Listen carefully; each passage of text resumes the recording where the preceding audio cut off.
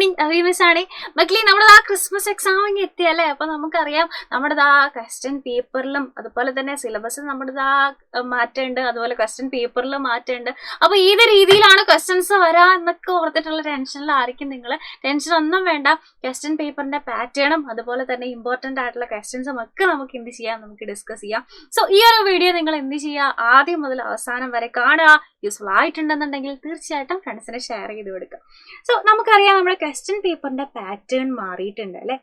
കഴിഞ്ഞ വർഷം വരെ നമ്മുടെ ക്വസ്റ്റ്യൻ പേപ്പറിന്റെ പാറ്റേൺ എന്ന് പറഞ്ഞാൽ 2 മണിക്കൂർ എക്സാം, അതുപോലെ തന്നെ നമുക്ക് 15 മിനിറ്റ് കൂൾ ഓഫ് ടൈം, അതിൽ ഫസ്റ്റ് ആക്ടിവിറ്റി മാത്രമാണ് നമുക്ക് കമ്പൽസറി ആയിട്ടുണ്ടായിരുന്നത്.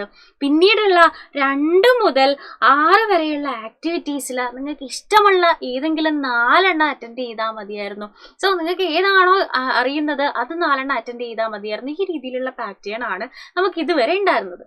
അപ്പൊ ഇനി തൊട്ട് ഈ പാറ്റേൺ അല്ല നമുക്ക് ഉണ്ടാവുക. ഓക്കെ, പാറ്റേൺ ചേഞ്ച് ആയിട്ടുണ്ട്. അപ്പൊ പുതിയ പാറ്റേൺ എന്താ, ഇനി മുതൽ നമുക്ക് 2 മണിക്കൂറും 15 മിനിറ്റും സമയമുണ്ട്. ഈ 15 മിനിറ്റ് ആദ്യത്തെ പോലെ തന്നെ നമുക്ക് 15 മിനിറ്റ് കൂൾ ഓഫ് ടൈം ആണ്. പക്ഷേ നമ്മൾ എല്ലാ ആക്ടിവിറ്റീസും അറ്റൻഡ് ചെയ്യണം. കഴിഞ്ഞ പ്രാവശ്യം ഫസ്റ്റ് ആക്ടിവിറ്റി മാത്രമാണ് കമ്പൽസറി, പക്ഷേ ഇത്തവണ തൊട്ട് അങ്ങനെയല്ല. നമ്മൾ എന്താണ്, ഈ വർഷം മുതൽ എല്ലാ ആക്ടിവിറ്റീസും കമ്പൽസറി ആയിട്ട് നമ്മൾ എന്ത് ചെയ്യണം, ആൻസർ ചെയ്യണം. എന്നാല് 3ാമത്തെ ആക്ടിവിറ്റിക്കും 4ാമത്തെ ആക്ടിവിറ്റിക്കും നിങ്ങൾക്ക് ഇന്റേണൽ ചോയ്സ് ഉണ്ട്. എന്ന് വെച്ചാൽ A or B ഓപ്ഷൻ ഉണ്ട്. 3നും A, B എന്ന് പറഞ്ഞിട്ട് 2 ക്വസ്റ്റ്യൻസ് ഉണ്ടാവും. അതുപോലെ തന്നെ 4നും A, B എന്ന് പറഞ്ഞിട്ട് 2 ക്വസ്റ്റ്യൻസ് ഉണ്ടാവും. സോ ഈ രീതിയിലാണ് നമുക്ക് എന്തുണ്ടാവുക, ഇത്തവണ തൊട്ട് ക്വസ്റ്റ്യൻ പേപ്പറിൽ ക്വസ്റ്റ്യൻസ് ഉണ്ടാവുക. അതിന്റെ പാറ്റേൺ അങ്ങനെയാണ് കേട്ടോ. അപ്പോൾ എല്ലാ ആക്ടിവിറ്റിയും കമ്പൽസറി ആയിട്ട് നമ്മൾ എഴുതണം. 3ാമത്തെ ആക്ടിവിറ്റിയിൽ A ആണ് നിങ്ങൾക്ക് അറിയുന്നുണ്ടെങ്കിൽ A എന്ന് എഴുതുക, B ആണ് നിങ്ങൾക്ക് അറിയുന്നുണ്ടെങ്കിൽ B എന്ന് എഴുതുക. 4ാമത്തേതിൽ നിങ്ങൾക്ക് B ആണ് അറിയുന്നുണ്ടെങ്കിൽ B എന്ന് എഴുതുക, A ആണെങ്കിൽ A എന്ന് എഴുതുക. ഈ ഒരു പാറ്റേൺ ആയിരിക്കും നമുക്ക് ക്വസ്റ്റ്യൻ പേപ്പറിൽ ഉണ്ടാവുക. സോ മാറിയ പാറ്റേൺ എന്താണെന്നതിനെ പറ്റിയിട്ട് നമുക്കൊരു ഐഡിയ കിട്ടിയല്ലേ. അങ്ങനെയാണെങ്കിൽ നമുക്ക് എന്ത് ചെയ്യാം, നമ്മുടെ ക്വസ്റ്റ്യൻ പേപ്പറിൽ കണ്ടുവരുന്ന ഒരു ക്വസ്റ്റ്യൻ ഫസ്റ്റ് ആക്ടിവിറ്റി എന്ന് പറയുന്നത്, എല്ലാ ആക്ടിവിറ്റിയും കമ്പൽസറി ആണ്. ഫസ്റ്റ് ആക്ടിവിറ്റി എപ്പോഴും റീഡിങ് കോംപ്രഹെൻഷൻ ആയിരിക്കും അല്ലെ. പുറത്തുനിന്നൊരു പാസേജ് തന്നിട്ട് അതിനെ ബേസ് ചെയ്തിട്ടുള്ള ക്വസ്റ്റ്യൻസ് ആയിരിക്കും. ഈ ക്വസ്റ്റ്യൻസിന് നമുക്ക് ഓപ്ഷൻസും ഉണ്ടാവും ചിലതിനൊക്കെ, അല്ലാതെ നമ്മൾ എഴുതേണ്ടത് വരികയും ചെയ്യും. അപ്പൊ നമുക്ക് ഈ ഒരു ക്വസ്റ്റ്യൻ നോക്കാം. Read the following passage and answer the question that follow. Passage വായിച്ചിട്ട് താഴെ തന്നിട്ടുള്ള ക്വസ്റ്റ്യൻസിന് ആൻസർ ചെയ്യുക. എന്താ, deforestation is the cutting down of trees on a large scale, mainly for farming, building and industrial purposes. എന്തെങ്കിലും industrial പർപ്പസസിനോ അല്ലാന്നുണ്ടെങ്കിൽ നമുക്ക് കൃഷി ചെയ്യാനോ ബിൽഡിംഗ് കൺസ്ട്രക്ട് ചെയ്യാനോ ഒക്കെ വേണ്ടിയിട്ട് നമ്മൾ ലാർജ് സ്കെയിലിൽ മരങ്ങൾ വെട്ടി നശിപ്പിക്കുന്നതിനെ അല്ലെങ്കിൽ മരങ്ങൾ വെട്ടുന്നതിനെയാണ് നമ്മൾ എന്ത് പറയുന്നത്, ഡീഫോറസ്റ്റേഷൻ എന്ന് പറയുന്നത്. Forest are home to many plants and animals. നമുക്കറിയാം അല്ലെ, കാട് കുറേ അധികം പ്ലാന്റ്സിന്റെയും ആനിമൽസിന്റെയും ഹോമാണ്. പക്ഷേ ഈ മരങ്ങൾ നമ്മൾ കട്ട് ചെയ്ത് കഴിഞ്ഞാൽ ആനിമൽസിന് അവരുടെ വീടുകൾ നഷ്ടപ്പെടും. സോയിലിന്റെ ഒക്കെ എന്താവും, സോയിൽ മണ്ണൊക്കെ വീക്കാവും. അതുപോലെ തന്നെ മഴ കുറയാൻ കാരണമാകും. ഇങ്ങനെ പോയി കഴിഞ്ഞാൽ ഡ്രം എന്ന് പറഞ്ഞാൽ എന്താ, വരൾച്ച, അതുപോലെ തന്നെ വെള്ളപ്പൊക്കം, ക്ലൈമറ്റ് ചേഞ്ച്, ഇതുപോലെയുള്ള നാച്ചുറൽ കലാമിറ്റീസിനൊക്കെ കാരണമാകും. സോ മരങ്ങള് നമ്മുടെ എയർ അല്ലെങ്കിൽ വായു ശുദ്ധീകരിക്കാൻ മാത്രമല്ല, അവരെന്താ ചെയ്യുന്നത്, അവർ കാർബൺ ഡയോക്സൈഡ് ഉള്ളിലേക്ക് എടുക്കും, ഓക്സിജൻ പുറത്തേക്ക് വിടുന്നുണ്ട്. അതുകൊണ്ട് തന്നെ മരങ്ങൾ ഇല്ലാണ്ട് എയർ എന്ത് സംഭവിക്കും, മരങ്ങൾ ഇല്ലാന്നുണ്ടെങ്കിൽ നമ്മുടെ വായു പൊല്യൂട്ടഡ് ആവും. ഭൂമി എന്ന് പറയുന്നത് കൂടുതൽ ചൂടുള്ളതായി മാറും. സോ ഡീഫോറസ്റ്റേഷൻ ആനിമൽസിനെയും പ്ലാന്റ്സിനെയും മാത്രമല്ല ഹ്യൂമൻ ബീയിങ്സിനെയും അഫക്റ്റ് ചെയ്യും. കാരണം നേച്ചറിന്റെ ബാലൻസ് അത് തകർക്കും. സോ നമ്മുടെ പ്ലാനറ്റ് പ്രൊട്ടക്ട് ചെയ്യണമെന്നുണ്ടെങ്കിൽ നമ്മൾ എന്ത് ചെയ്യണം, കൂടുതൽ മരങ്ങൾ വെച്ച് പിടിപ്പിക്കണം. അൺനെസസറി ആയിട്ട് മരങ്ങൾ വെട്ടുന്നത് നമ്മൾ ഒഴിവാക്കണം. നമ്മൾ ഇതുപോലെ കാടിനെ അല്ലെങ്കിൽ ഫോറസ്റ്റിനെ സേവ് ചെയ്താൽ മാത്രമേ നമ്മുടെ ഫ്യൂച്ചർ സേവ് ആവപ്പെടുകയുള്ളൂ എന്നാണ് ഈ ഒരു പാരഗ്രാഫിൽ പറഞ്ഞിരിക്കുന്നത്. സോ നമുക്ക് 15 മിനിറ്റ് കൂൾ ഓഫ് ടൈം ഉണ്ട് മക്കളെ. നമുക്ക് ഇതുപോലെ തന്നിട്ടുള്ള പാസേജ് നമ്മൾ എന്ത് ചെയ്യുക, വായിച്ചു നോക്കുക. ആദ്യം വായിച്ചിട്ട് മനസ്സിലായില്ലെങ്കിൽ 2ാമതും 3ാമതും വായിച്ചു നോക്കാനുള്ള സമയം നമുക്കുണ്ട്. ക്വസ്റ്റ്യൻ പേപ്പർ മുഴുവൻ വായിച്ചു നോക്കാനാണ് നമ്മുടെ ഈ 15 മിനിറ്റ് ഉള്ളത് കേട്ടോ. സോ ഈ പാസേജ് ഒന്ന് വായിക്കുക. മിസ് പറയുന്നത് ഒരു തവണ മാത്രമല്ല, 2ാമതൊന്നും കൂടെ വായിക്കുക, കൃത്യമായിട്ട് വായിക്കുക. ഇനി ഇതിനെ ബേസ് ചെയ്തിട്ട് ഒരു 5 ക്വസ്റ്റ്യൻസ് നമുക്ക് തരും. സോ നമുക്ക് ഈസി ആയിട്ട് 5 ക്വസ്റ്റ്യൻസും ഫുൾ മാർക്കും സ്കോർ ചെയ്യാൻ പറ്റുന്ന ഒരു ആക്ടിവിറ്റി ആണ്, അല്ലെങ്കിൽ നമ്മുടെ ഫസ്റ്റ് ആക്ടിവിറ്റി എന്ന് പറയുന്ന എക്സാമിന്റെ. സോ ഇതിന്റെ ഫുൾ മാർക്ക് നമുക്ക് സ്കോർ ചെയ്യാൻ പറ്റും. ഇനി ഇതിനെ ബേസ് ചെയ്തിട്ടുള്ള ക്വസ്റ്റ്യൻസ് നോക്കാം അല്ലെ. What is deforestation? എന്താണ് ഡീഫോറസ്റ്റേഷൻ? ഈ പാരഗ്രാഫിൽ തന്നെ പറയുന്നുണ്ട് ഡീഫോറസ്റ്റേഷൻ എന്താണെന്ന്.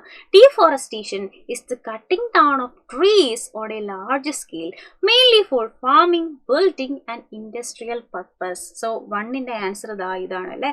ഡീഫോറസ്റ്റേഷൻ എന്ന് പറഞ്ഞാൽ എന്താണ്? Cutting down of trees on A large scale ആണ്. ഓക്കെ, അപ്പോൾ ഫസ്റ്റ് വണ്ണിന്റെ ആൻസർ ഓൾറെഡി ഇതിൽ തന്നെ ഉള്ളത് തന്നെയാണ്, അല്ലെങ്കിൽ ഈ പാസേജിൽ തന്നിട്ടുള്ള ആൻസേഴ്സ് തന്നെ അല്ലെ ക്വസ്റ്റ്യൻസേ നമുക്ക് ഇവിടെ ചോദിക്കുകയുള്ളൂ. സെക്കൻഡ് വൺ നോക്കിക്കേടാ, what are some of the harmful effects of cutting down trees? മരങ്ങൾ കട്ട് ചെയ്യുന്നതിന്റെ ഹാംഫുൾ എഫക്ട്സ് എന്താണ്? മരങ്ങൾ കട്ട് ചെയ്ത് കഴിഞ്ഞാൽ ആനിമൽസിന് അവരുടെ വീട് നഷ്ടമാകും, സോയിൽ വീക്കാവും, റെയിൻഫോൾ കുറയും, ഇതുപോലെ തന്നെ വരൾച്ചയ്ക്കും വെള്ളപ്പൊക്കത്തിനും ക്ലൈമറ്റ് ചേഞ്ചിനും കാരണമാകും. മാത്രമല്ല എയർ പൊല്യൂട്ടഡ് ആവും. ഇങ്ങനെയുള്ള കുറേ കാര്യങ്ങളുണ്ട് അല്ലെ. സോ ഇതൊക്കെ നമുക്ക് എന്ത് ചെയ്യാം? സെക്കൻഡ് വണ്ണിന്റെ ആൻസർ ആയിട്ട് എഴുതാൻ പറ്റുന്ന കാര്യങ്ങളാണ്. ഓൾറെഡി പാസേജിൽ തന്നെ ഉണ്ട്. മൂന്നാമത്തെ ക്വസ്റ്റ്യൻ നോക്കാം. How does deforestation affect humans? Deforestation എങ്ങനെയാണ് ഹ്യൂമൻസിനെ അഫക്റ്റ് ചെയ്യുന്നത്? അതും ഇവിടെ പറഞ്ഞിട്ടുണ്ടല്ലേ. ഹ്യൂമൻ ബീങ്സിനെ എങ്ങനെയാണ് അഫക്റ്റ് ചെയ്യുന്നത്? ആനിമൽസിനെ മാത്രമല്ല ഹ്യൂമൻ ബീങ്സിനെയും അഫക്റ്റ് ചെയ്യുന്നുണ്ട്. നേച്ചറിന്റെ ബാലൻസ് ഇല്ലാണ്ടാക്കിയിട്ട്, അല്ലാന്നുണ്ടെങ്കിൽ ഈ എയർ ഒക്കെ പൊല്യൂട്ടഡ് ആക്കിയിട്ട്. അപ്പൊ മൂന്നാമത്തതിന്റെ ആൻസറും ഇവിടെ തന്നെയുണ്ട്.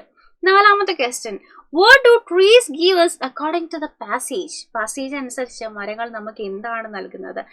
ഓപ്ഷൻസ് ഉണ്ടല്ലേ. ഓപ്ഷനിൽ കാർബൺ ഡൈ ഓക്സൈഡും ഹീറ്റും, ഓപ്ഷൻ ബിയിൽ ഓക്സിജനും ക്ലീൻ എയറും, ഓപ്ഷൻ സിയിൽ ഡാർക്ക്നെസ്സും ഷെയ്ഡും, ഓപ്ഷൻ ഡിയിൽ മോർ സ്പേസ് ഫോർ ബിൽഡിങ്സ്. എന്താണ്?